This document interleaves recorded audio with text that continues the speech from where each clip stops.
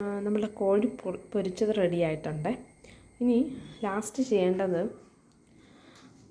കുറച്ച് സവാള, ഒരു 2 വെളുത്തുള്ളി, പിന്നെ കുറച്ച് കപ്പലണ്ടി, കുറച്ച് തേങ്ങ, പിന്നെ കരിവേപ്പില. ഇത് നമ്മൾ പൊരിക്കാൻ വേണ്ടിയിട്ട് കൂട്ടുണ്ടാക്കിയില്ലേ, അപ്പോൾ അതിൽ തന്നെ ഇട്ടിട്ട് ഒന്ന് നന്നായിട്ട് ഇളക്കിയെടുക്കണം. അപ്പോൾ ആദ്യം ഉള്ളി ഇട്ടിട്ട്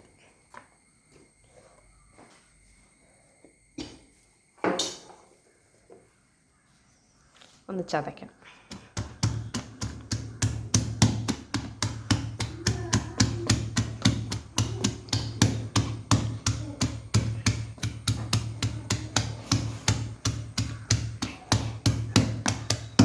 എന്നിട്ട് വെളുത്തുള്ളി കൂടി ഇട്ട് നല്ല ചതയ്ക്കുക.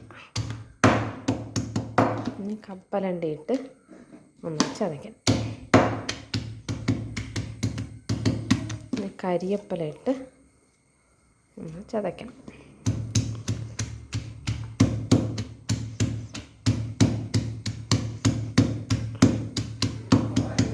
എന്നിട്ട് ലാസ്റ്റ് നമ്മുടെ തേങ്ങ കൂടിയിട്ട് ഒന്ന് ചതയ്ക്കണം.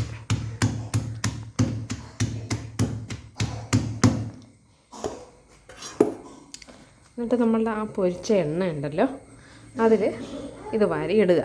എന്നിട്ട് നല്ല മൂപ്പിച്ചെടുക്കുക. പൊരിച്ച എണ്ണയിൽ നന്നായിട്ടത് മൂപ്പിക്കുക. മൂപ്പിക്കുന്ന കൂട്ടത്തിൽ ആ ചിക്കനും കൂടി ഒന്ന് എടുത്തിടുക. അപ്പോഴത്തേക്കും ഈ ഉള്ളിയുടെയും ഒരു കപ്പലണ്ടിയുടെയും ഒക്കെ ഒരു മണം ഈ ചിക്കനിലോട്ട് കയറും. അപ്പോൾ അത് നല്ലൊരു ടേസ്റ്റാണ്.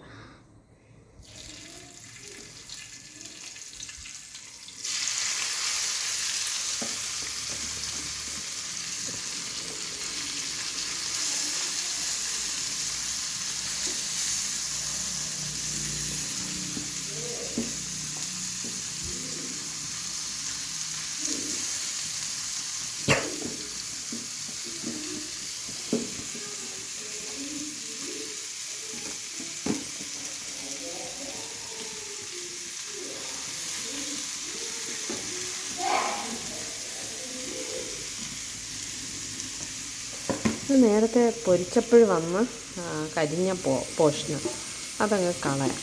അത് വേണ്ട.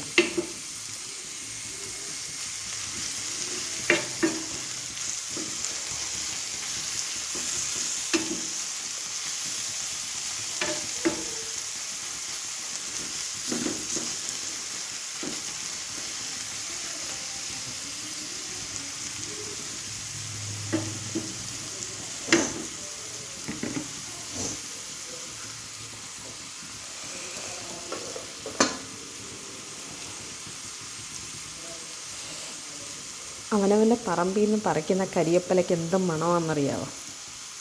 എൻ്റെ വീട്ടിലെ പറമ്പിലെ കരിവേപ്പിലയാണ്.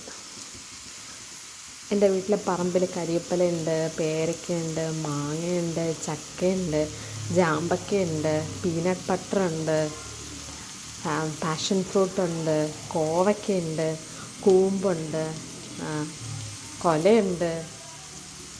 അങ്ങനെ ഒരുപാടുണ്ട് എൻ്റെ വീട്ടിന് ചുറ്റും. ഞങ്ങൾ തന്നെ വളർത്തുന്നതാണ്.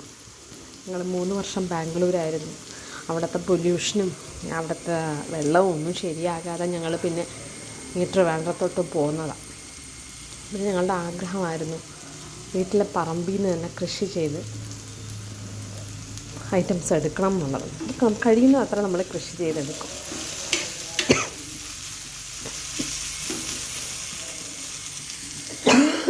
ഇച്ചിരി മണമൊക്കെ ഉണ്ട്, കാന്താരി ഇട്ടതില്ലേ, പക്ഷെ നല്ല ടേസ്റ്റാണ്.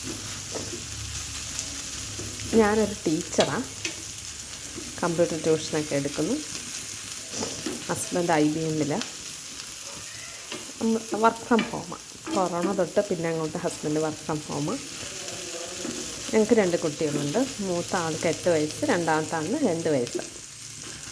ഇതുപോലെ സാറ്റർഡേയ്സും സൺഡേയ്സും ഒക്കെ പറ്റും പോലെ ഞാൻ വെറൈറ്റി ഐറ്റംസ് ഉണ്ടാക്കി പിള്ളേർക്ക് കൊടുക്കും. 2 വയസ്സുള്ള ആൾ കഴിക്കില്ല. 8 വയസ്സുള്ള മോൾക്ക് ഭയങ്കര ഇഷ്ടമാണ് ചിക്കൻ. ഇനി നമ്മൾ ചിക്കൻ എടുത്തിടാമേ. അത്യാവശ്യം ഒന്ന് മൂത്തിട്ടുണ്ട്.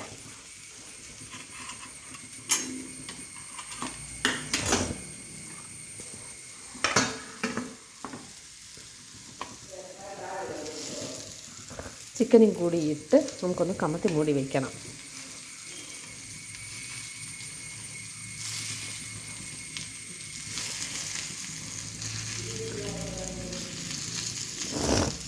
ഇത് ഇരുമ്പ് ചീനച്ചട്ടിയാണ്. ഞാൻ നോൺ സ്റ്റിക്ക് പാത്രങ്ങളൊന്നും ഉപയോഗിക്കാറില്ല. ഞാനെല്ലാം ഇരുമ്പ്, ദോശക്കല്ല്, സ്റ്റീലിലുള്ള പാത്രങ്ങളൊക്കെ ഉപയോഗിക്കുന്നത്. നോൺ സ്റ്റിക്ക് അങ്ങനെ ഞാൻ യൂസ് ചെയ്യാറില്ല.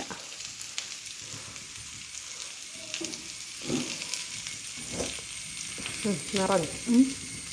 ഓക്കെ, അപ്പം ഞാൻ ആ കരിപ്പൊടി അങ്ങ് മാറ്റാം.